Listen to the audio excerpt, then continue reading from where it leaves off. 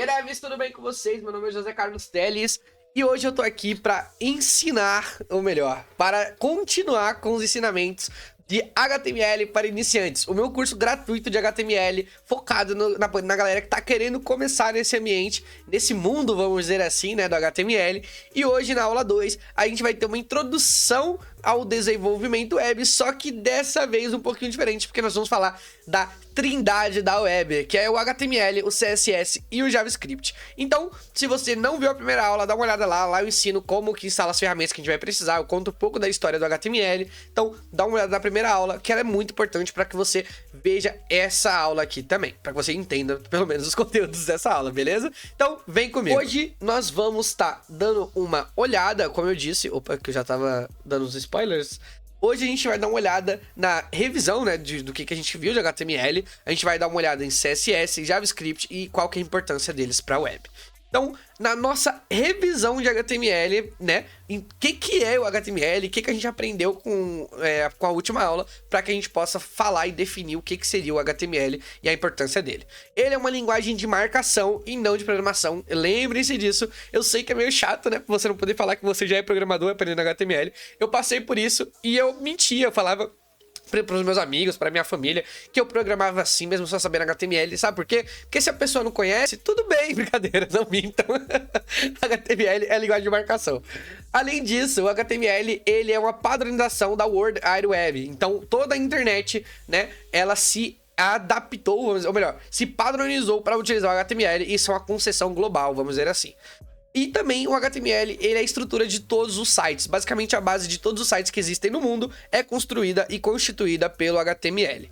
E ele é uma linguagem de fácil entendimento, exatamente por não ser uma linguagem de programação. Então ele não é tão complexo quanto uma linguagem de programação, o que acaba tornando ele mais simples de você escrever e de entender o seu código. Basicamente foi isso que a gente viu sobre o HTML. A gente também aprendeu na outra aula como que a gente instalava o Visual Studio Code, o Sublime, quais que são as necessidades que a gente vai precisar. No caso era só o navegador e o editor de código, porque é muito simples realmente você iniciar no desenvolvimento web. Por isso que eu quis começar por esse curso, beleza?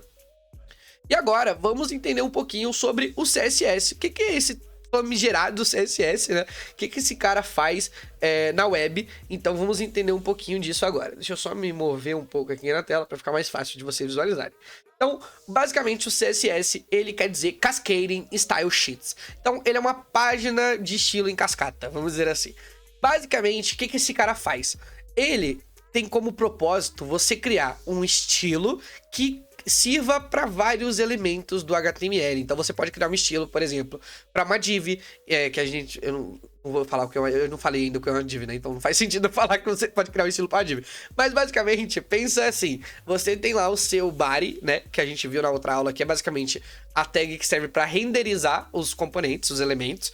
E quando eu uso o CSS, né, eu consigo falar, olha, eu quero que tudo que tiver no body, por exemplo, aqui, tenha a font size 16 pixels, ou seja, tudo que tiver dentro do meu body, tudo que estiver sendo renderizado no site, vai ter uma fonte de 16 pixels. E o pixel, ele é uma medida que a gente tem dentro da programação, que é basicamente o pontinho, o menor ponto que você tem na sua tela. Então, aquele menor pontinho é um pixel.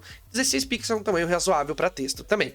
E eu também posso colocar cores, então eu posso falar que meu body vai ter um background color red, ou seja, a minha página ela vai ficar com uma cor de fundo vermelha. Então, basicamente é isso. E aí vocês podem estar pensando, José, eu preciso saber inglês? Não exatamente. A gente vai precisar trabalhar em inglês, porque nas linguagens de programação elas utilizam a língua inglesa, só que a gente consegue entender muitas coisas. Por exemplo, background color, né? Seria a cor de fundo. Red, vermelho. Font size, seria o tamanho da fonte. Então, esse é o máximo de inglês que você vai precisar aprender. A gente vai vendo poucas coisinhas mesmo, e eu vou sempre explicando pra vocês o que cada coisa significa. Fiquem tranquilos.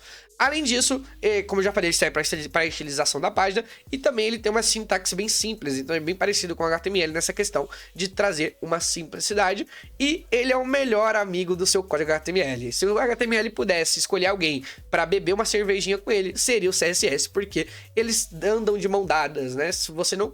Você até consegue criar um site com HTML puro, mas ele vai ficar horrível, então você vai precisar de CSS para estilizar, definir o tamanho, as cores, as propriedades das coisas. Então, são os melhores amigos da web. Além disso, além do CSS, vamos entender um pouco sobre o que seria o famigerado JavaScript. E aqui você já pode ver que tem um códigozão já mais bruto, né, mais parrudo, por exemplo, aqui ó, no CSS, esse era o código, bem mais simplesinho, 4 linhas, tá pronto. E aqui no JavaScript a gente já tem um código que, por mais que tenha também poucas linhas, você já consegue notar um pouco mais de complexidade. Basicamente, o JavaScript ele veio para adicionar eventos. Tanto é que quando o JavaScript surgiu, ele não era considerado uma linguagem de programação, ele era considerado uma linguagem de script. Por quê? Porque ele é muito simples. Então você tinha, por exemplo, um botão no HTML, você estilizava esse botão com CSS e você falava, olha, quando clicar nesse botão, apareça um alerta na tela falando olá. E isso era o JavaScript, era simplesmente aquele alerta, era simplesmente aquele evento de clicar no botão. Então ele não era algo muito complexo, não fazia muita coisa. Então por isso muitos programadores nem consideravam ele muita coisa. Tinham, por exemplo, PHP surgindo, então você tinha várias outras ferramentas ali que eram mais importantes do que o próprio JavaScript, então ele não tinha tanta visibilidade. Só que aí, com o tempo, foi visto que o JavaScript podia atuar de várias formas, então ele se foi tornando cada vez mais dinâmico, a gente controlava mais os elementos, a gente tinha, por exemplo, as opções de, sei lá, criar timers, então, depois de X minutos vai acontecer tal coisa no site. A gente tinha vários controles, assim, que foram avançando com o tempo, que tornou o JavaScript cada vez melhor, cada vez mais complexo, cada vez mais utilizável, vamos dizer assim. E além disso, hoje você consegue, graças ao Node, que eu não vou explicar o que ele é, mas basicamente é um ambiente que a gente consegue, com o JavaScript, criar aplicativo, jogos, sei lá, renderizar 3D. Então, assim, a gente consegue fazer muita coisa com o JavaScript hoje. Além disso, ele também serve para nós manipularmos o elemento, como eu falei. Então, por exemplo, esse código que eu tô colocando aqui, ele é basicamente um botão que tem lá no HTML, e eu com o JavaScript busco esse botão lá dentro do meu HTML, e eu falo, ó, quando alguém clicar nesse botão, você vai mostrar lá no terminal uma mensagem que clicou. E o que é o terminal, José? Relaxa que a gente vai aprender isso. Ou melhor, a gente não vai aprender isso agora, porque a gente vai focar nesse curso somente no HTML. Mas em breve teremos mais novidades sobre JavaScript. E aliás, aqui no canal tem vários conteúdos sobre JavaScript, sobre TypeScript. Então dá uma olhada no canal que você vai achar alguma coisa desse tipo. E agora, vamos entender a importância dessas linguagens na web. Eu trouxe aqui um número muito legal. 98% de todos os sites do mundo usam JavaScript. Isso mesmo que você viu, 98%. Se você pegasse, sei lá, 1 milhão de sites, 980 mil deles estariam utilizando JavaScript. Eu não sei se eu fiz a conta certa, espero que sim. Não tô passando vergonha aqui ao vivo na internet. Mas dá pra ver que é um número bem grande, né? Então, basicamente, o JavaScript, ele é uma das linguagens mais utilizadas no mundo todo. Pelo menos uma linha de código vai ter em JavaScript em qualquer site da web, beleza? Além disso, HTML e CSS são arroz e feijão da web. Sabe aquele arroz e feijão com bife acebolado, aquela pratada que você come assim, que sua avó fez, por exemplo?